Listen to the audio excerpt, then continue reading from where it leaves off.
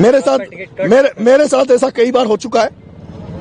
भरोसा दिया जाता है, विश्वास दिया जाता है, मेरे से कहा जाता है कि चुप रहना, तुम्हारा टिकट फाइनल हो रहा है, तुम्हारा टिकट फाइनल हो रहा है, तुम चुप रहना, कुछ बोलना मत। और उसी चक्कर में फिर लास्ट में टिकट काट दिया जाता है।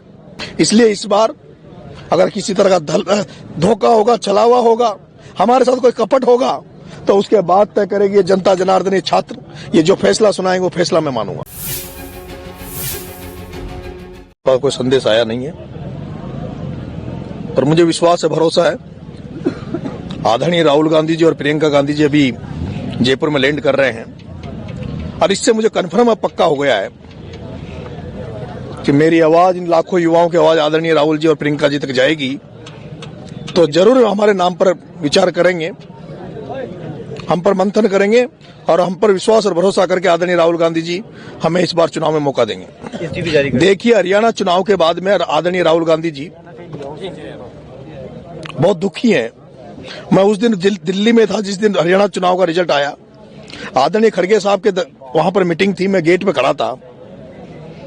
जिस तरह से राहुल गांधी जी का चेहरा और हमने जो देखा उनका जोश, वो कहीं निराश थे।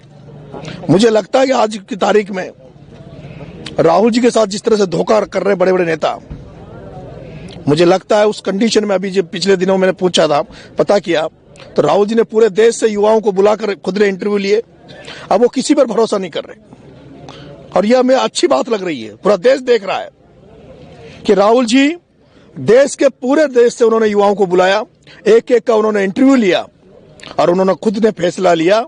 और एक भाई हमारे जम्मू कश्मीर के थे, उनको उन्होंने यूथ कांग्रेस का राष्ट्रीय अध्यक्ष बनाया। एक सांसद अपने एरिया में राजनीति अच्छे लोगों को इसलिए मौका नहीं देने देता कि ताकि वो अगली बार कहीं ना उसको चैलेंज कर दे। सर, क्या हुआ कि आपको टिकट की घोषणा से पहले लग गया कि कहीं न कहीं जो है कुछ गलत है? मेरे साथ ऐसा कई बार हो चुका है। भरोसा दिया जाता है, विश्वास दिया जाता है, मेरे से कहा जाता है कि चुप रहना, तुम्हारा टिकट फाइनल हो रहा है, तुम्हारा टिकट फाइनल हो रहा है, तुम चुप रहना, कुछ बोलना मत। और उसी चक्कर में फिर लास्ट में टिकट काट दिया जाता है। लोग कहते हैं भाई साहब तैयारी नहीं, अब चुनाव में कैसे मैदान में जाएं।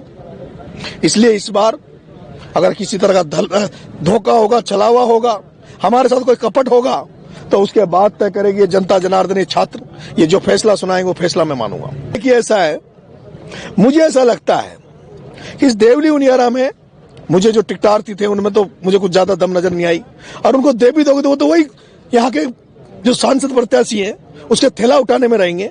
लेकिन यहाँ एक व्यक्ति मुझे ऐसा नजर आता है जो मेरे सिवा, वो है नमोनान जी मीणा। अगर आदरणीय नमोनान जी मीणा को मौका दिया जाता है यहाँ, हम अपना त्याग समर्पण करके उनके लिए पूरी जी जान लगा देंगे, उनको चुनाव जिता कर लाएंगे।